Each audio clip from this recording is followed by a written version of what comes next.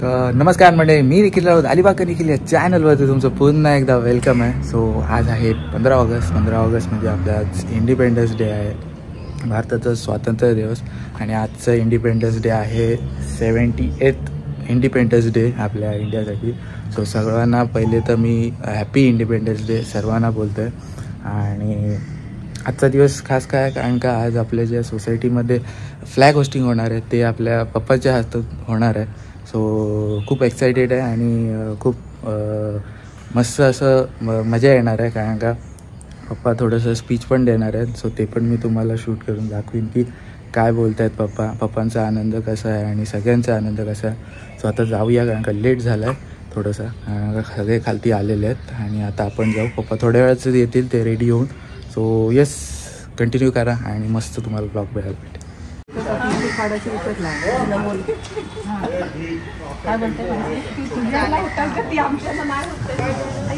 तर म्हणजे बघता हळूहळू सगळेजण यायला सुरुवात झाली आहे. इथे लेडीजची तयारी सुरू झालेली आहे, फ्लॅग होस्टिंगची मस्त सजावट चालू आहे. ॲक्च्युली इथेच वरती फ्लॅग लावलेला आहे. थोड्या वेळाने पप्पांच्या हस्ते फ्लॅग होस्टिंग होणार आहे. खूप मस्त आहे.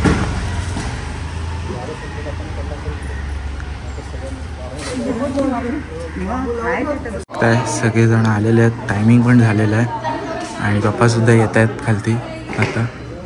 सो तिकडे स्पीकर लावलेला आहे, माईक वगैरे सगळं रेडी आहे एकदम. येस, थोड्याच वेळात पप्पा पण येतील, बघूया. येस, आलेले आहेत पप्पा.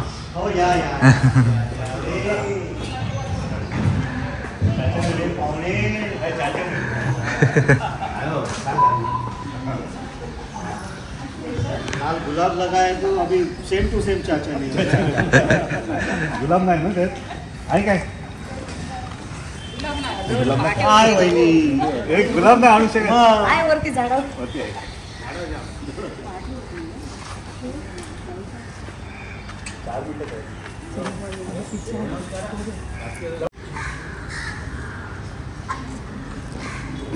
देशाचा 78वा स्वातंत्र्य दिन आपण आज संपूर्ण देशामध्ये मोठ्या आनंदाने उत्साहाने साजरा करीत असतो. आणि त्यावेळी घटनेमध्ये आजचा दिवस आपल्याला देखील ध्वजारोहण करण्याचा अधिकार दिलेला आहे. आणि वसंत पुष्पयानेच्या स्थापना झाली त्या दिवसापासून देखील आपण 15 ऑगस्ट 26 जानेवारी हा ध्वजारोहणाचा कार्यक्रम अखंडितपणे चालू ठेवलेला आहे. आज ध्वजारोहणाचा मान माननीय मनोजजी राऊत यांच्या हस्ते शुभ हस्ते ध्वजारोहण होणार आहे.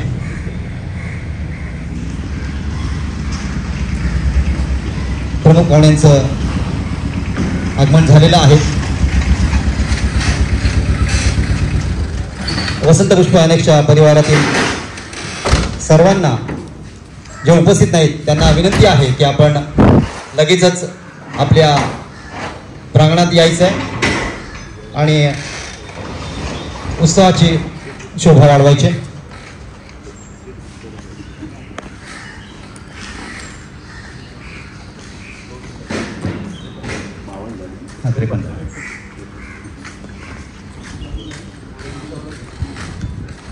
माननीय मी विनंती करतोय माननीय जयंती शेठ शहा यांना की भाई आपण आजचे प्रमुख पाहुणे त्यांना ध्वजारोहणासाठी घेऊन यायचे.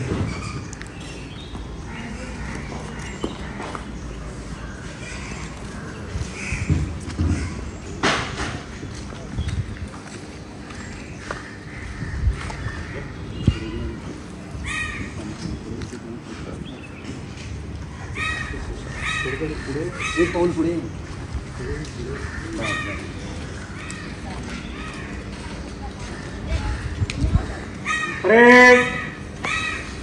सावधान.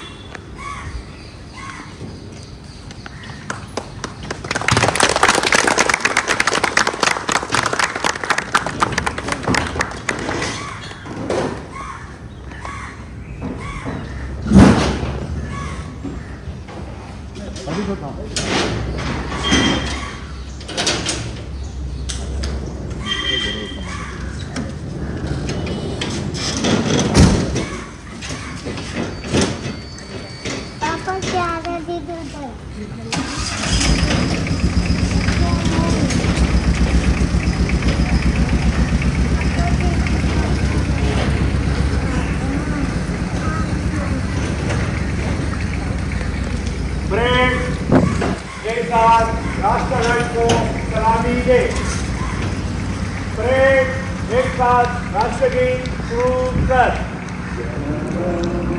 अधिनायक जय हे भारत भाग्य विधाता, पंजाब सिंध गुजरात मराठा द्राविड उत्कल बंग, विंध्य हिमाचल यमुना गंगा उच्चल जलधि तरंग, तव शुभ नामे जागे, तव शुभ आशीष मागे, गाये तव गाथा, जन गण मंगलदायक जय हे भारत भाग्य विधाता, जय हे जय हे जय जय जय जय जय। भारत माता की जय, भारत माता की जय, भारत माता की जय। मातरम मातरम मातरम। परेड विश्राम। धन्यवाद भाई। या प्रसंगी समूहगान किंवा आपल्या परिवाराच्या गायिका जोशी काकू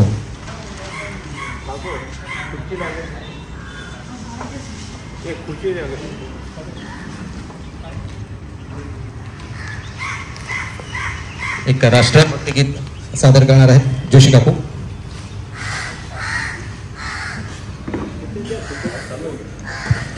चल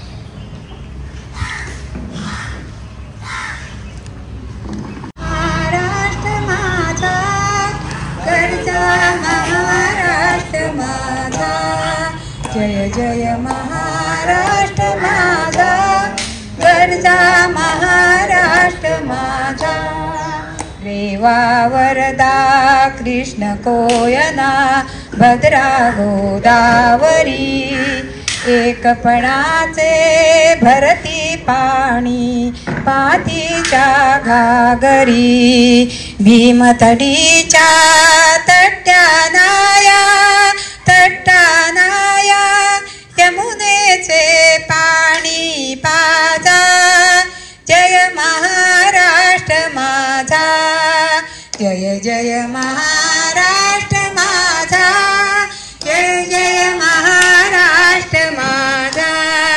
भीतीनामा तुझी मुळी गरगरणाऱ्या नभा, आसमानांच्या सुलतानीला जबाब देती जिभा, सह्याद्रीचा सिंह गर्जतो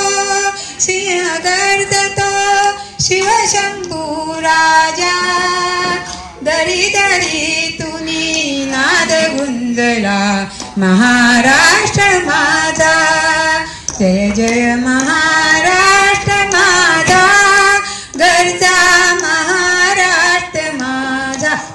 आपल्या वसंत पुष्प अनेक्स परिवाराचे प्रमुख माननीय लेले साहेब यांना मी विनंती करतो त्यांनी आपण व्यासपीठावर यायचं।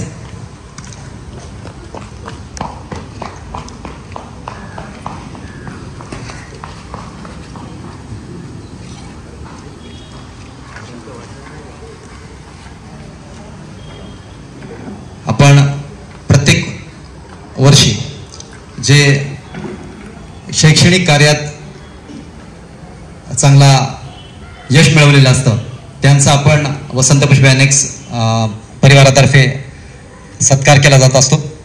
आजचे देखील 10वी उत्तीर्ण विद्यार्थ्यांचा आपण सत्कार करणार आहोत। वसंत पुष्प अनेक्समध्ये 10वी मध्ये एकच विद्यार्थी आहे आणि ती आहे शरयू रवींद्र राजके. मी विनंती करतोय आजच्या कार्यक्रमाचे प्रमुख पाहुणे माननीय मनोजी राऊत यांना की त्यांनी आपल्या हस्ते शुभ हस्ते शरयू राजके ही सप्रेम सन्मान चिन्ह देऊन तिचा गौरव करण्यात यावा. जोरदार टाळ्या होत्या. रवींद्र राजके नवीन घटनेप्रमाणे त्यांनी 81.25 असं घवघवीत यश संपादन 81.20 या ठिकाणी त्यांच्या घराचीच केवळ नाही, त्यांच्या कुटुंबाचीच नाही, पण आपल्या सोसायटीची पण तेवढी शान वाढवलेली आहे. तिचं करावं तेवढं कौतुक कमीच आहे. आणि पुढील वाटचालीस फक्त इथेच न थांबता पुढे 12वी आहे, पदवीधर आहे, याच्यामध्ये आपण अतिशय चांगलं यश मिळावं ही या सोसायटीच्या परिवारातर्फे आपणास खूप खूप शुभेच्छा. धन्यवाद. शरयूला विनंती करतो की तिने या मिळालेलं आहे प्रोत्साहन वगैरे याचं आणि त्या कौतुकाचं थोडस गुण या ठिकाणी तू करावं असं आम्हाला वाटतं. सर्वात आधी मी माझ्या मम्मी पप्पांना थँक्यू बोलेन की मला प्रत्येक ह्याच्यात सपोर्ट केलं. जरी मी अभ्यास नाही केला तरी मला खूप सपोर्ट करायचे. हां नाही तर मी मम्मी पप्पांना खूप थँक्यू बोलेन आणि सोसायटीला पण खूप थँक्यू.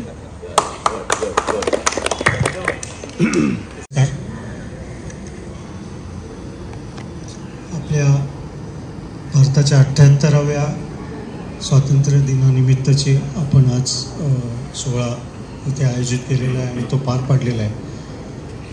आपल्या देशासाठी ज्या सैनिकांनी जवानांनी त्यांचं जीवन अर्पण केलेलं आहे देशासाठी, त्या सर्व सैनिकांना आपण आज श्रद्धांजली इथे वाहूया. एक 2 मिनटं आपण त्यांना श्रद्धांजली वाहूया.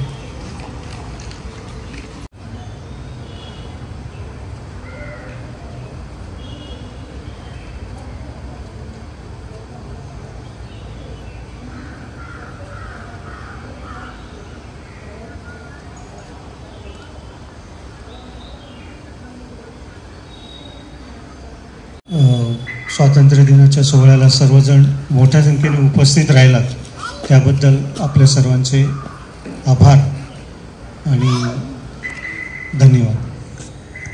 धन्यवाद आलेले साहेब. आजच्या कार्यक्रमाचे प्रमुख पाहुणे माननीय मनोजी राऊत यांना मी 2 शब्द बोलण्याची विनंती करीत आहे. नमस्कार. सर्वप्रथम 78व्या स्वातंत्र्य दिनाच्या सर्व सोसायटीला मी शुभेच्छा देतो. दुसरी गोष्ट, सन्माननीय अध्यक्ष आणि कमिटी यांनी माझी निवड यासाठी केली ध्वजारोहणासाठी, त्याबद्दल त्यांना धन्यवाद. आता आपला भारत स्वतंत्र झालेला आहे, पण तो कसा झाला तर त्यासाठी कित्येक जणांनी जीवनाची आहुती दिलेली आहे, बलिदान दिलेलं आहे. आपण त्यांचे ऋण कधीच विसरू शकत नाही. त्यांच्यामुळे आज आपण स्वातंत्र्यात उभे आहोत. ही सर्वात महत्त्वाची गोष्ट आहे. स्वदेश, स्वदेह आणि स्वधर्म हे 3 गोष्टी जर आपण पाळल्या तर 100% आज आपण सुजलाम सुफलाम होऊ शकतो.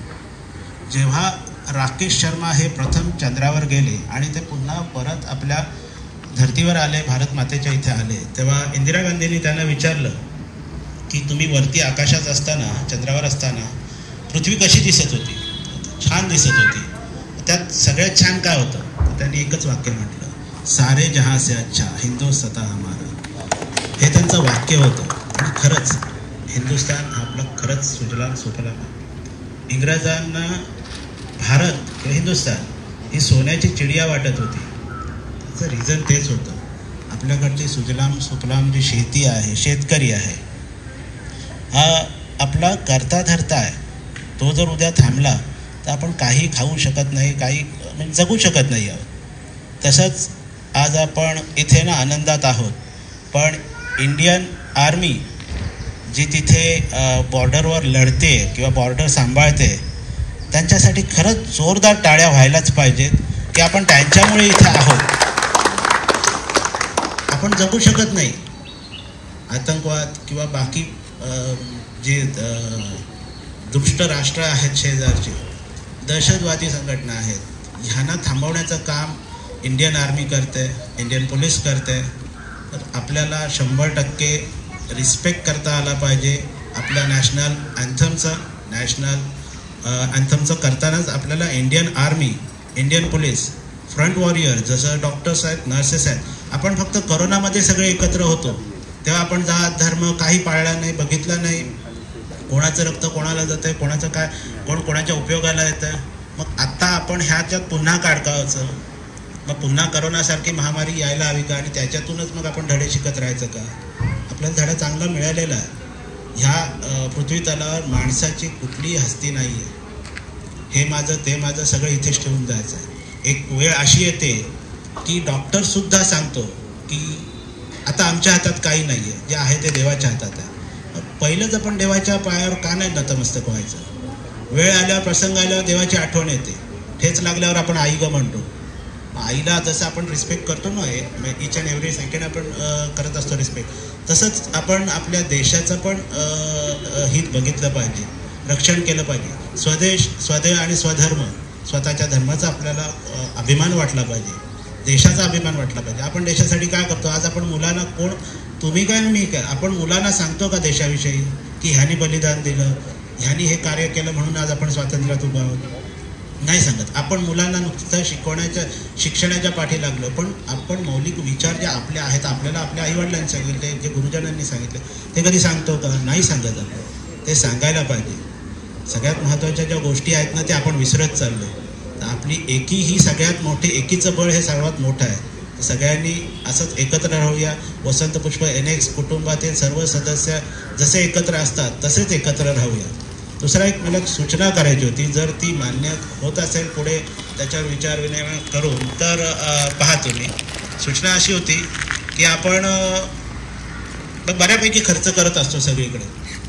तर माझं एवढंच म्हणणं होतं की 15 ऑगस्ट आणि 26 जानेवारीला आपल्या प्रत्येक फॅमिलीतून म्हणजे सिंगल फॅमिली 41 फ्लॅट आहेत, ते 41 फ्लॅट धारकांनी कमीत कमी 500 रुपये जरी काढले ना आपण 15 ऑगस्ट आणि 26 जानेवारीला, आणि ते जर शहीद झालेल्या घरात जर शहीद कोण झालं आहे, वीरगती प्राप्त झाले, तर त्यांच्या घराला किंवा मिलिटरी वेलफेअरला आपण ते देऊ शकतो. आपण देऊ शकतो. नाही देऊ शकत नाही अशी प्रत्येकच कॅपॅसिटी आहे. दरवर्षी आपण ह्या गोष्टी करू शकतो. त्या सगळ्यात महत्त्वाच्या गोष्टी आहेत. तर आपल्याला त्या गोष्टी करता येतील का? 15 ऑगस्ट आणि 26 जानेवारी मी अध्यक्षांना विनंती करीन की तुम्ही याचा कमिटीने विचार करावा आणि निर्णय घ्यावा. ते कुठे द्यायचे, काय द्यायचे, पण ते आपल्या सैनिकांसाठी वापरले गेले पाहिजे एवढंच. आणि ते सोसायटीकडून तो चेक गेला पाहिजे. 15 ऑगस्ट आणि 26 जानेवारी ज्याला शक्य आहे त्यांनी ते द्यावं. बाकी त्याच्यात असं जबरदस्ती काही नाही आहे. एक माझं मत होतं ते मी मांडतो. पुन्हा एकदा सगळ्यांना 78व्या स्वातंत्र्य दिनाच्या हार्दिक शुभेच्छा. जय हिंद, जय महाराष्ट्र.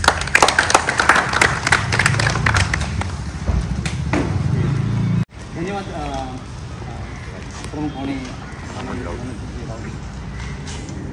मी या प्रसंगी मी विनंती करतो आहे जयंतीबाई शाह यांना की आभार प्रदर्शन आपण करावं.